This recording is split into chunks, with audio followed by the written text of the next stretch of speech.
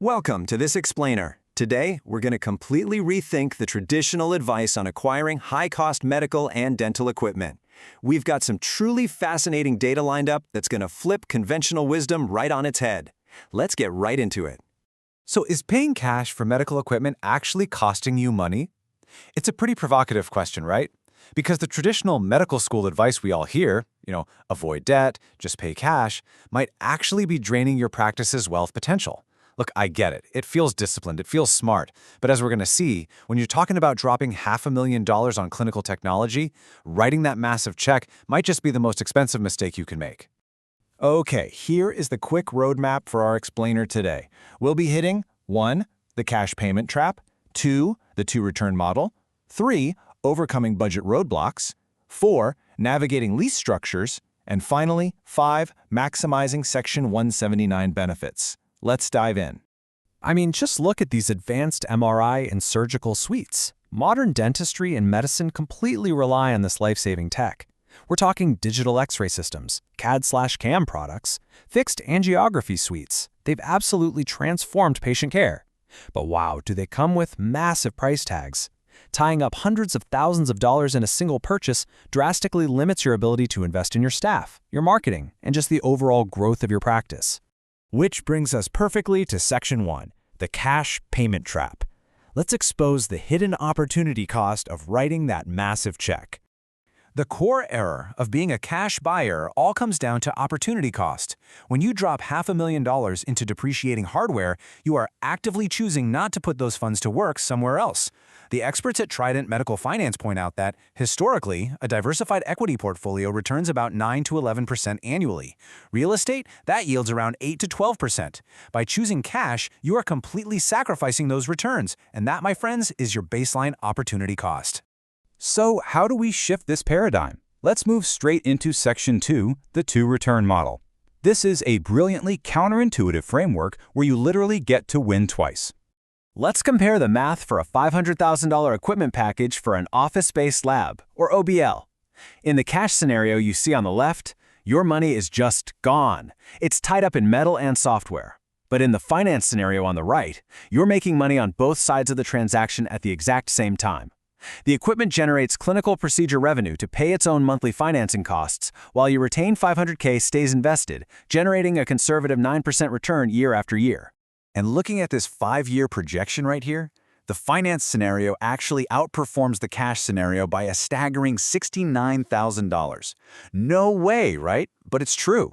You didn't just get the equipment, you literally built wealth by leveraging the spread between your borrowing cost and your investment returns. It's an incredible dual income stream from a single capital decision. Now, understanding the math is great, but let's jump to Section 3, Overcoming Budget Roadblocks, to see how this actually plays out in the real world. Practice owners face serious hurdles every day, and MedOne Group points out that financing isn't just about affordability, it's a highly strategic tool. For instance, if your hospital just slapped a freeze on your capital budget, well, a fixed operating lease allows you to completely bypass that and acquire the equipment using your operating budget instead.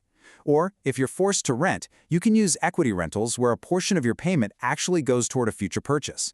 You can even protect your balance sheet by deferring payments for up to 12 months, matching them perfectly with your actual clinical cash flow. There's this fantastic quote from a public hospital in Turkey within the Siemens network that perfectly summarizes the environment we operate in today. They point out that the pace of change is phenomenal and outright purchase just makes no sense. The breakneck speed of technological obsolescence means software and digital upgrades happen constantly. Your state-of-the-art machine becomes yesterday's news faster than you'd think. Financing and leasing structures protect you from being stuck with outdated, depreciating tech. It basically guarantees properly planned, systematic replacements. Okay, moving right along to Section 4, Navigating Lease Structures. Let's demystify some of that industry jargon so you can use these tools effectively. First up is the $1 buyout lease. This is fantastic if you want to eventually own the equipment while keeping it on your balance sheet. It essentially acts as an equipment finance agreement. Often, you can even snag 100% financing with zero down payment. So you preserve your cash today while fully securing the asset for your practice long term. On the flip side, we have the fair market value, or FMV lease. This one is absolutely perfect if your main priority is keeping your monthly payments as low as possible. Because you aren't paying off the full principal of the machine, your payments are way smaller. Plus, you gain the ultimate flexibility at the end of the term to constantly upgrade to the newest tech, completely avoiding the burden of long-term ownership.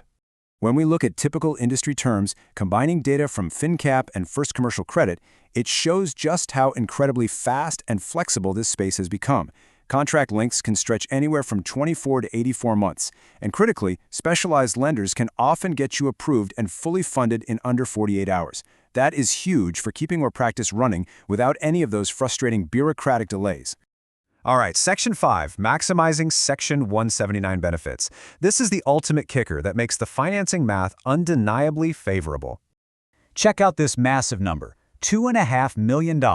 According to MXR Imaging and Henry Schein, this represents the 2025 Section 1790 tax deduction limit.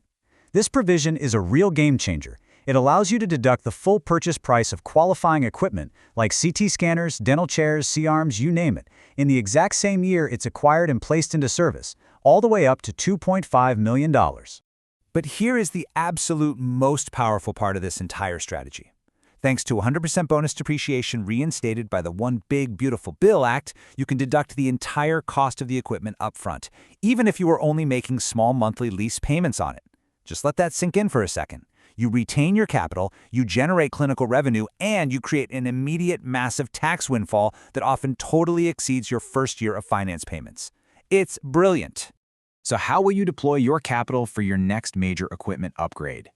Knowing that financing builds wealth through the two-return model, bypasses budget freezes, and unlocks massive upfront tax deductions, well, it entirely changes the conversation, doesn't it? It's probably time to sit down with your CPA or financial advisor and ask if paying cash is a mistake you literally can no longer afford to make. Thank you so much for joining me for this explainer, and I really hope this structured look at the data completely transforms your approach to practice growth.